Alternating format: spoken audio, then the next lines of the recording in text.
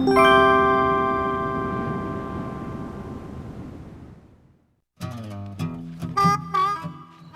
course, I grew up in the middle of the, you might say, the middle of the Allegheny National Forest. So forestry has been a part of my life since I was old enough to walk.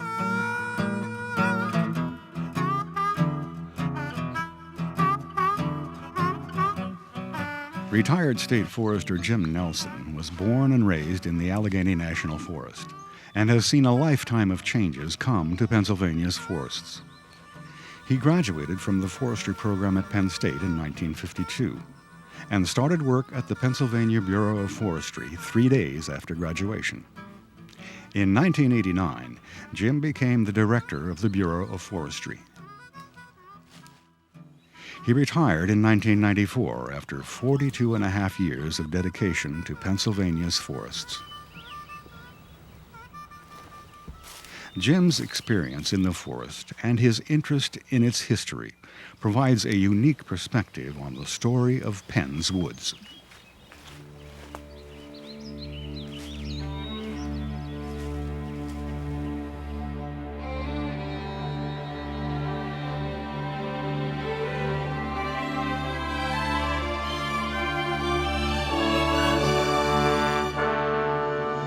Pennsylvania's forests are some of the most beautiful woodlands in the world today.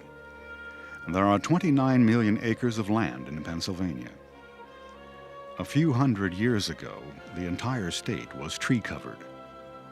Today, 5.5 million acres of land are in cities, towns, roads, and right-of-ways, as well as rivers and lakes. Farm and pasture lands account for another 6.5 million acres. But nearly 60% of Pennsylvania, 17 million acres, is forest land. Of those 17 million acres, almost 4 million are publicly owned, and over 12 million are under private ownership.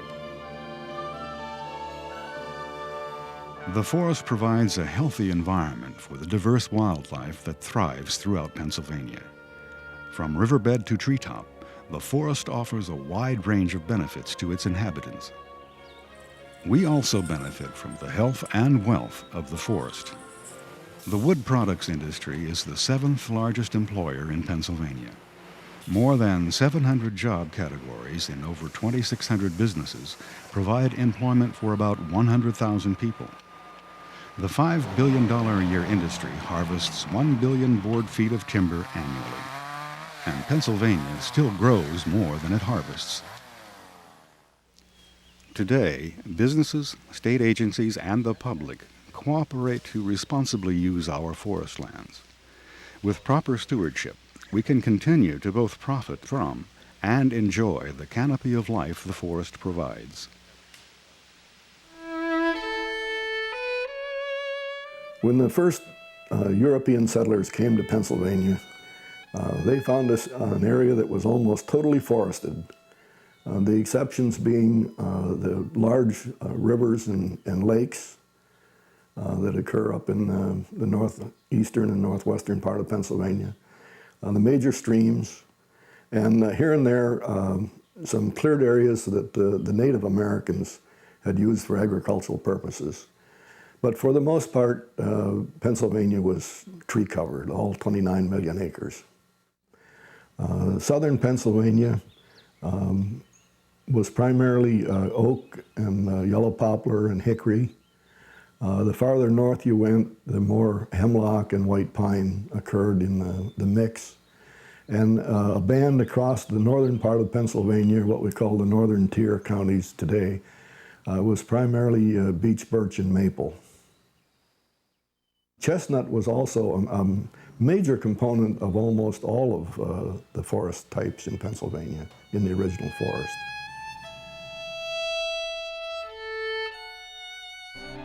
While Native Americans had cleared some areas for their use, for the most part, until the 1700s, Pennsylvania forests were untouched. But change came ashore, wielding an axe. Early farmers were eager to clear the land for their crops, often by girdling the trees. This consisted of cutting a strip of bark from around the base of the tree, killing the tree. Sunlight filtered through the withered branches, and farmers planted crops between the trees. They cut down the dead trees and eventually pulled up the rotted stumps. Some of the timber was used for log cabins and barns. Along with the grist mill, farming communities often operated a sawmill to cut wood for flooring and cabinetry. Much of the timber, however, was just rolled into piles and burned for the potash used in making soap.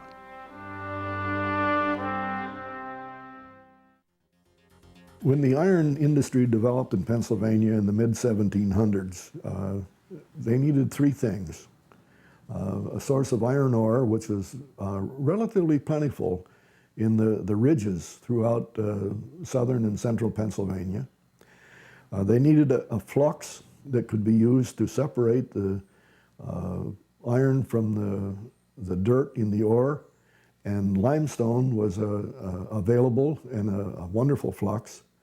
And they needed a source of heat to melt down the ore.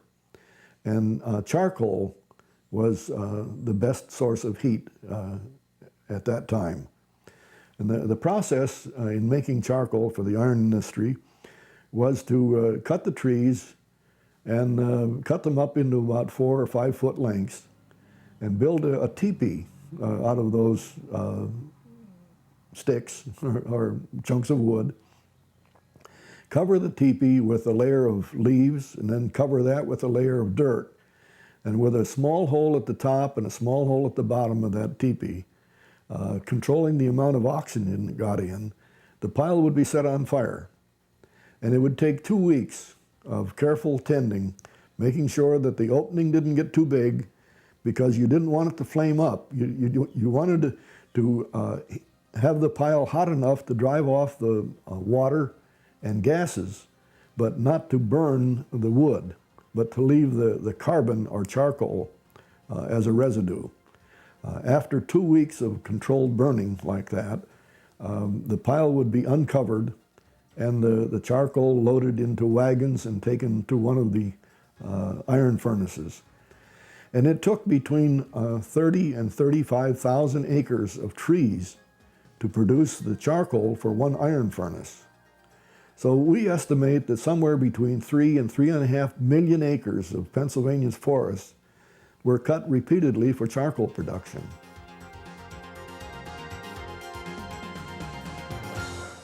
Pennsylvania's magnificent white pine, growing along the river slopes and on the Allegheny Plateau, was in great demand for the masts and spars of clipper ships. Full-grown white pines could reach heights of 130 feet. The number one spar that held the sails had to be 96 feet in length and 15 inches in diameter at the top. Harvesting white pine was fast and furious, producing thousands of number one spars in a short period. Although the clipper ship era lasted little more than a decade, from the 1840s to the 1850s, it was responsible for the loss of much of the white pine in Pennsylvania. When the first logging occurred in Pennsylvania, the only transportation system in central and northern Pennsylvania was the major rivers. And for the most part, through the 1700s and early 1800s, only trees that were relatively close to the major rivers could be harvested. Logs were still harvested primarily in winter when layers of ice and snow made hauling them easier. The logs were piled along the riverbanks or on the ice itself. In the spring, they would be made into rafts and floated down the river. The rafts were constructed entirely of wood. An oar was mounted on both the front and the back of the raft, and a crew of anywhere from 2 to 6 men would operate the oar to go around islands and through chutes and dams that occurred in the river. A typical raft was 26 feet in width, 115 feet in length. It was a common practice for some of the farmers and loggers in central and northern Pennsylvania to make shingles that would also be loaded on the raft for shipment to the developing cities in southern Pennsylvania. Shanties were often built on the rafts to house the crew on their trip downstream. There are records of rafts going down the Allegheny River to the Ohio River and then on down the Mississippi to New Orleans. When the boom was developed at Williamsport, logs could be floated down the major streams, the larger streams, such as the West Branch of the Susquehanna, Pine Creek, the Loyalsock Creek. But there were side streams, tributaries to those major streams, that weren't big enough to float logs on their own. So the loggers developed what they called splash dams, which were timber crib, earth-filled dams that would impound water during the spring when the snow would melt. And the splash dams had a gate on them that could be opened, and all the timber in the valley below the splash dam would be cut and pulled down into the stream bottoms during the winter months.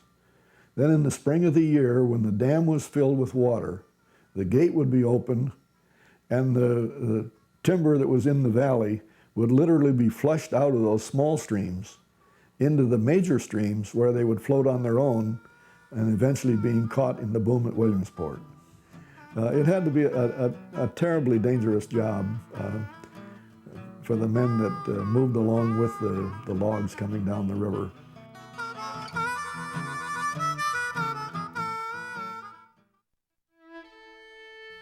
In 1851, John Du Bois and several other men formed the Susquehanna Boom Company in Williamsport, Pennsylvania.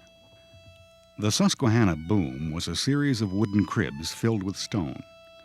A long chain was stretched between each crib. The cribs were built at an angle across the river to catch the free-floating logs that had been harvested in the logging camps upstream. Now, for the first time, logs less than 40 feet in length could be floated downstream. Anything down to 8 feet was usable. But here again, like the rafting days, only logs that were relatively close to the stream were harvested. In some places, log slides were built to bring the logs to the river's edge. The longest slide recorded was in Clearfield County. It was over 6 miles in length. Once in the river, the logs would float downstream and be caught in the boom at Williamsport. And the boom at Williamsport in any one spring would contain as much as 300 million board feet of logs. And that's about equivalent to half of all the logs that were produced in Pennsylvania last year.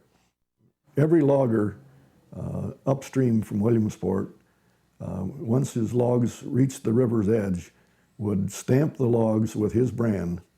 And when they were pulled out of the river at the boom at Williamsport, the brand would be recorded and the volume of the log recorded, and the logger that did the work would get paid some 6 to 9 months after he had completed his labor.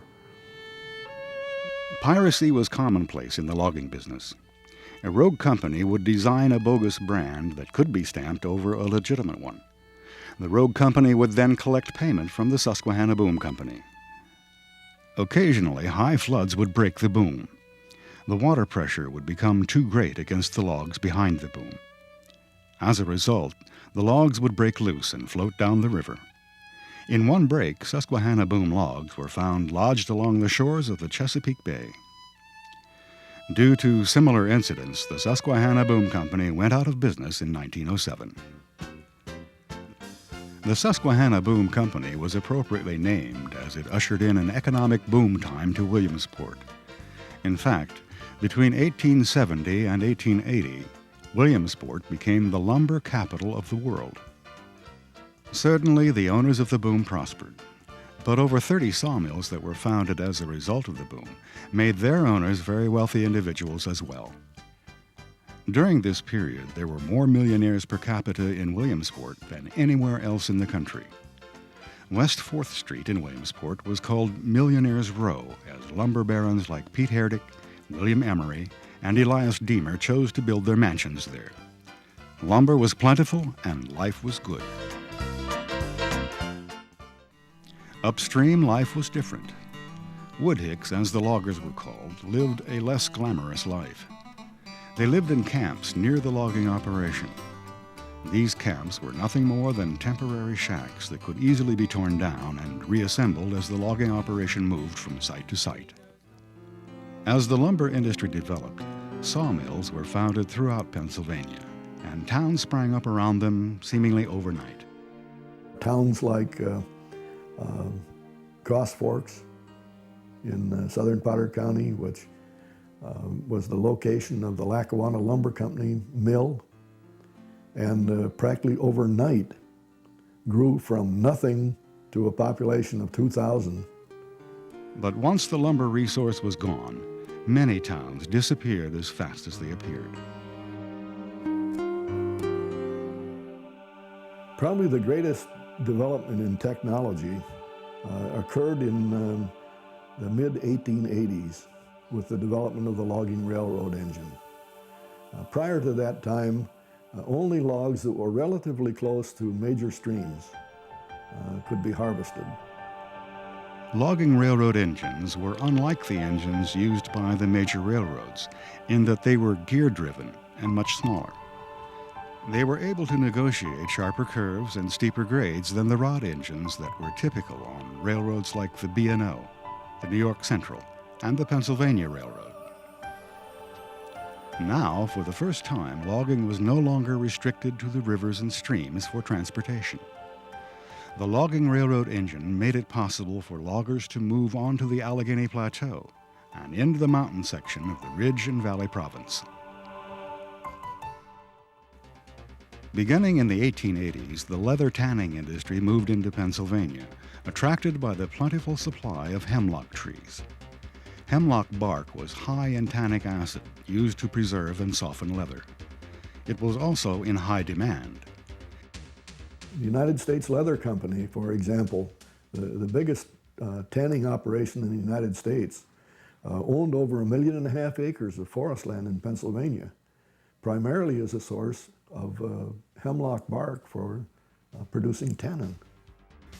Hemlock trees were cut in the spring when the bark could be easily peeled off the trunk. The bark would be cut into 4-foot lengths and piled in the woods for 6 months to dry. It was then loaded onto railroad cars or wagons to be taken to one of the tanneries. By 1920, there were 120 large tanneries located in Pennsylvania. Once the hemlock supply was depleted, however, the tanneries left Pennsylvania. Another industry developed in Pennsylvania in the late 1800s that could use trees down to 3 inches in diameter. That was the wood chemical business. It was not only interested in the charcoal produced from the wood, but also from the gases that were driven off when the wood was heated. These gases were used to produce wood alcohol, acetic acid, and acetate of lime. Improvements to the heating procedure allowed more and more wood to be processed at once. There were more than 40 wood chemical plants in northern Pennsylvania during this period.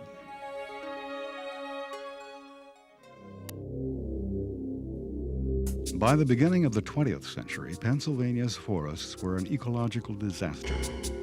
Stripped bare by uncontrolled logging practices, the bleak landscapes and often towns themselves were burned repeatedly by raging fires.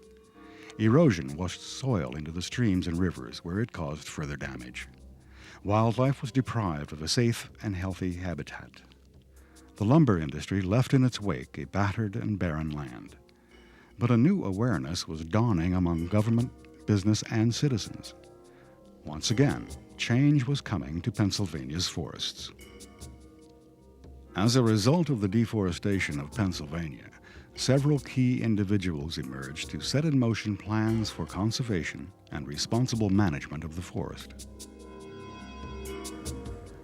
The actual management of the forest, I would equate to back in the late 1800s, when men like Dr. Joseph Rothrock traveled across Pennsylvania talking about the terrible impact of denuding the hills of the trees, the soil erosion that was occurring following that destructive logging practices, the silting of streams, the fire that was allowed to go through cut-over areas, burning up the new seedlings. And Dr. Rothrock and a protege of his, Myra Dock from Harrisburg, preached the first gospel of forest management and the need to put out the fires, the need to look at the long-term productivity of the forest. And Dr. Rothrock and his associates talked about watershed protection and the value of the forest for water. They talked about the value for wildlife and recreation. So they didn't have the money to really do anything about those resources, but they were concerned and formed the basics for the type of management that we're applying today to the forest. Dr. Joseph Rothrock's work in the late 1800s and early 1900s earned him the title of the father of Pennsylvania forestry. Dr. Rothrock was appointed the first Commissioner of Forestry in 1901. In 1905, the Department of Forests was established. Its mission was to ensure the long-term health, viability, and productivity of Pennsylvania's forests and parks. It became the Department of Forest and Waters in 1922. In the early 1900s, Gifford Pinchot served as Chief Forester of the U.S. Division of Forestry that later became the U.S. Forest Service. The first American trained in forestry, Pinchot secured 200 million acres of forest for scientific land management. That land established the National Forest System. He also developed policies that still guide state and national foresters today. After his work with the Forest Service, Gifford Pinchot became a two-time governor of Pennsylvania. He was instrumental in campaigning for improved forest management in the state. He set up work groups in Pennsylvania that became models for the Civilian Conservation Corps of President Franklin D. Roosevelt. Throughout his life, Gifford Pinchot campaigned for improved forest management. During the Great Depression in the 1930s, President Franklin D. Roosevelt proposed a number of programs to aid the ailing economy and ease unemployment. One of these programs was the Civilian Conservation Corps. The CCC fought forest fires and planted trees. They built roads and buildings. They developed campgrounds and picnic and swimming areas. And they created many state parks throughout Pennsylvania. Nearly 200,000 Pennsylvanians served in the CCC nationwide. The Civilian Conservation Corps completed an estimated $8 billion of improvements to state parks and forests in the United States.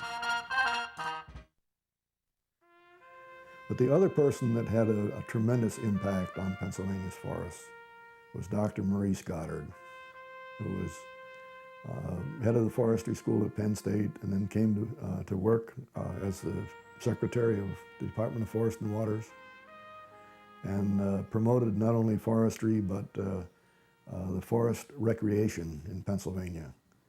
And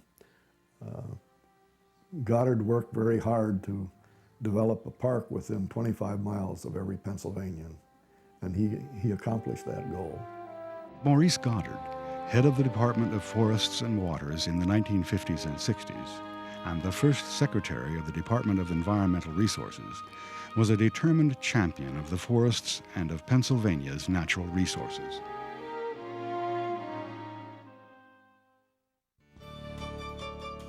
Today, 60% of Pennsylvania is covered with one of the most valuable forests to grow anywhere in the world.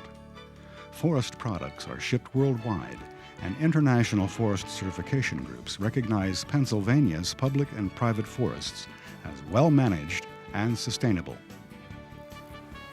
With 116 state parks and 20 state forests, Pennsylvania provides a wide range of recreational opportunities. Recreation and tourism have become the second largest economic sector in the state, in large part due to forest lands. Millions of people visit each year to hunt, camp, fish, hike, or to experience wildlife and nature.